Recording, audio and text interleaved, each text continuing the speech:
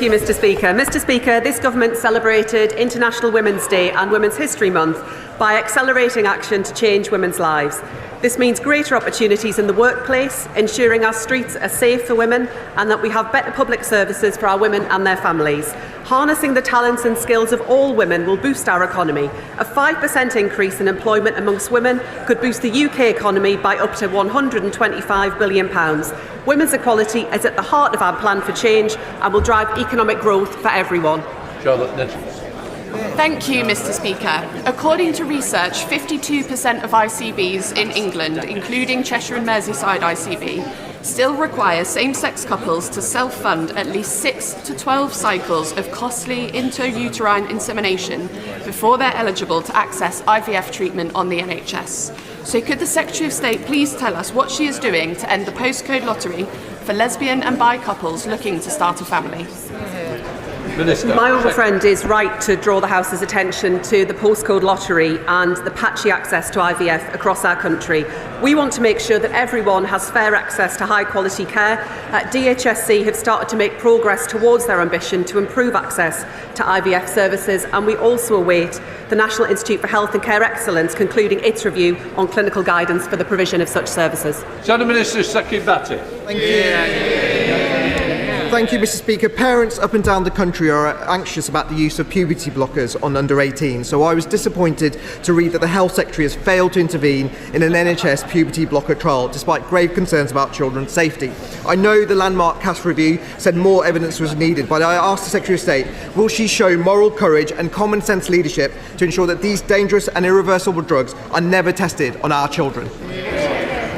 Mr Speaker, the government's position on this has been clear. We have accepted all of the recommendations brought forward by Dr Hilary Cass. I have met with Dr Hilary Cass to discuss this, but I think I'm afraid to say the Shadow Minister perhaps misunderstands the recommendations that Dr Cass brought forward, given the question that he's asking today. Peter Lamb. Mr Speaker, could I ask the Minister what consideration has been given to the introduction of domestic abuse safe leave for employees experiencing domestic abuse? Minister. We strongly encourage employers to support their employees who experience domestic abuse. Many already do this through their membership of the Employers' Initiative on Domestic Abuse, which empowers employers to take action. The VOG strategy, along with myself, will be working with the DBT to look at issues specific to victims in the workplace. Bob Blackman. Will the Minister update the House on what changes, if any, she intends to make to the Equality Act 2010, and in particular, if she is going to make caste a protected characteristic, will she ensure that people of all religions that emanate from the Indian subcontinent are consulted, because this will severely impact every single family in this country?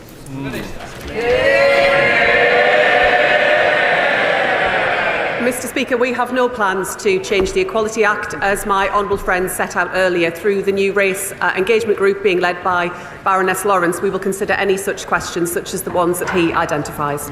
Melody On. Thank you very much, Mr Speaker. After an appalling rape incident on the Fuller Street Bridge in my constituency, I was shocked to find that last year only 2.7% of recorded rapes in the UK resulted in a charge.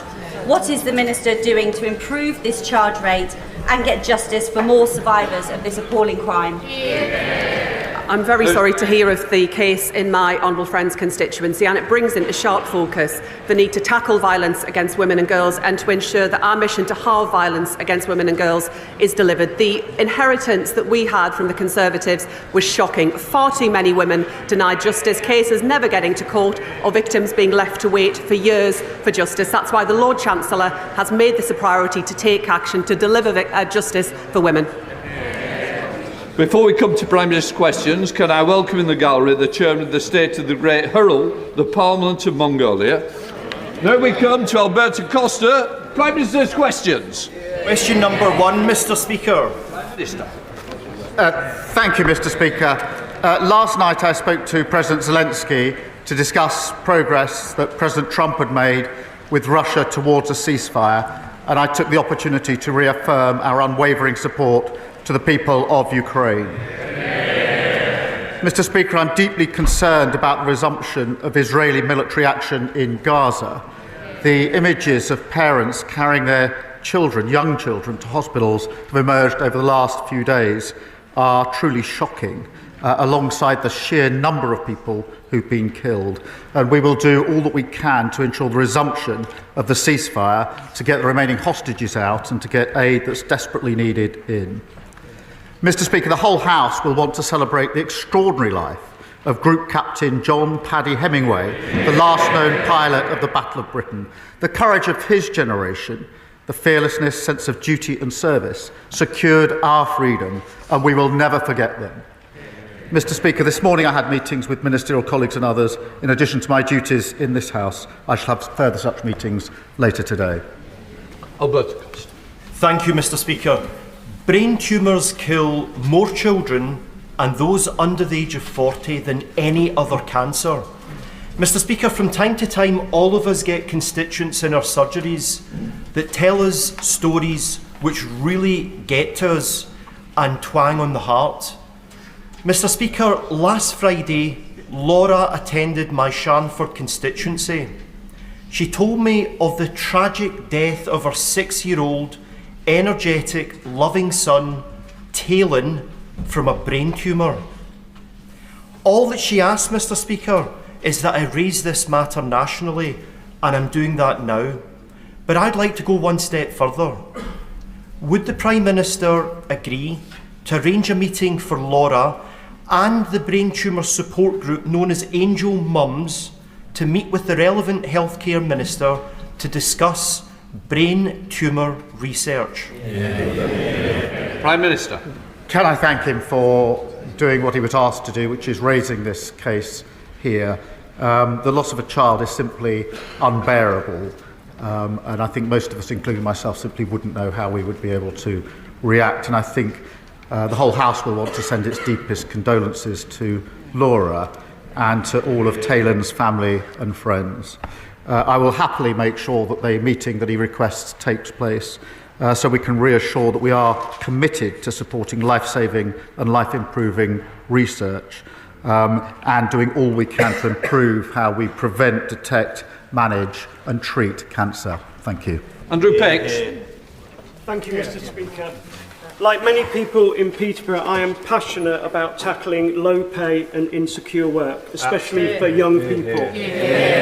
Next month, many of my constituents will receive a welcome boost in their pay packets due to the increase in the national minimum wage to government. Can I thank the Prime Minister for ignoring the voices on the opposite benches who continue to oppose our plans to make work pay? And can I urge him to go further and faster in delivering our plan for change for working people? Well, I thank him. He's a superb job for Peterborough, and we're proud that our employment rights bill is tackling the cost of insecure work, and we're delivering that pay rise for 3 million of the lowest paid. We know the Leader of the Opposition opposes all that. She thinks the minimum wage is a burden and that maternity pay is excessive. It's the same old Tories. They opposed the minimum wage in the first place. They've learned absolutely nothing. Leader of the Opposition, Kemi Badenoch. Mr. Speaker, the Chancellor claimed that her budget was a once-in-a-Parliament reset. So why are we having an emergency budget next week? Mr. Speaker, we have delivered record investment into this country. We've had 3 interest rates cut in a row, and wages are going up faster than prices, which is a massive cost of living boost. That's after only 8 months, after 14 years of absolute failure. What do they do? Interest rates 11%. Massive 22 million black hole in the economy. They crashed the economy. We're rebuilding Britain. Mr. Speaker, he knows why we're having an emergency budget, because since the last one, since the Chancellor delivered her budget in October, growth is down, borrowing is up, and she has destroyed business confidence. Does the Prime Minister now regret raising taxes on business? Prime Minister. Mr. Speaker, The OBR will present their numbers. There'll be a spring statement next week. But, Mr. Speaker, she still hasn't. We've got record investment into this country. Interest rates have been cut, and she talks about national insurance. We had to fill the 22 billion black hole that lay there. We've invested in the NHS, in schools and public services. We're pressing on with planning, with infrastructure and regulation. But I understand the Leader of the Opposition is straight talking, so perhaps she can help us with this. Is she going to reverse the next increase? If not, what's the point? If so, what other taxes is she raising to fill the hole? One way or the other. You're in government. Speaker, the only black hole is the one that he is digging. Yeah. He's shown absolutely no regret, but everybody knows the Chancellor has made a mistake. Yes. That is why they're having an emergency budget. Yes. Later today, Conservatives will vote to exempt hospices, pharmacies and care providers from her national insurance rise. Will he, at the very least, support exempting these vulnerable services from his jobs tax? Prime Minister. I noticed she didn't say they're going to reverse the national insurance rises. It's exactly what she wants all the benefits, but they can't say how they're going to pay them. She carps from the sideline, but can't make her mind up whether she supports or doesn't support national insurance rises. We've made provision for hospices, we've made provisions for charities, but we had to secure the economy. We had to fill the £22 billion black hole that they disgracefully left. Mr. Speaker, he hasn't made these provisions. He keeps talking about budget benefits. Unemployment is not a benefit. Businesses closing are not benefits. I asked him whether he would exempt hospices, even children's hospices, from the jobs tax. He did not answer that question. His MPs know that this could affect end-of-life care. So I will ask the same question again. Will he exempt hospices from paying his jobs tax? Mr. Speaker, we've already invested £100 million for adult and children's hospices, an additional £26 million in funding through the Children's Hospices grant, but we can't get away with what we were doing in that budget, the root cause, which was fixing the economy they left so badly damaged, a £22 billion black hole. Perhaps you start the next question with an apology. Mr. Speaker, I remember when he made... They want me to answer questions, then we can swap sides.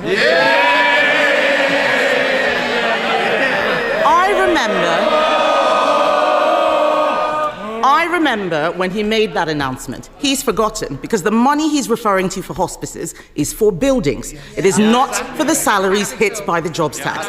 As St Helena Hospice in Colchester said, we cannot use this funding for salaries, which is where we need urgent help. Why is the Prime Minister not listening to hospices? Prime Minister. Mr. Speaker, I've already set out the position in relation to hospices. She says that she wants to swap sides. I mean, heaven forbid. After 14 years of breaking everything, we're getting on with the job of fixing it, and all she can do is carp from the sidelines with absolutely no policy. Mr. Speaker, winter fuel payments have been snatched. The jobs tax is hammering everyone from business to charities.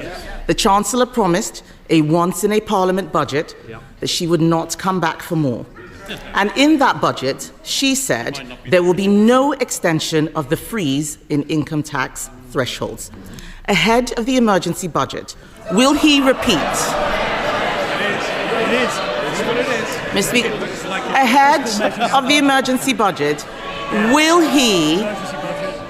he repeat the commitment that she made? Prime Minister. Mr. Speaker, she's got such prescriptive questions, she can't actually adapt them to the answers that I'm giving.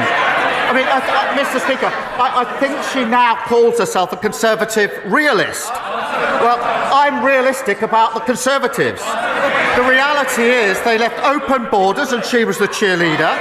They crashed the economy, mortgages went through the roof. The NHS was left on its knees and they hollowed out the armed forces. This government has already delivered 2 million extra NHS appointments, 750 direct breakfast clubs, record returns of people who shouldn't be here, and a fully funded increase in our defence spending. That is the difference that a Labour government makes. Thank you, Mr. Speaker. A lady came to see me recently who needed help. She had a disability. It meant that her children have to help her cut up her food. They have to help her wash beneath the waist. They have to supervise her as she goes to the toilet. Under the Tory welfare system, we were able to get that lady on PIP. Under the Prime Minister's new proposed system, she will get zero. Nothing. And after 14 years of the Tory government, and many of us wanting to see the back of them, can the Prime Minister answer one question? What was the point if Labour are going to do this? Prime Minister. Mr. Speaker,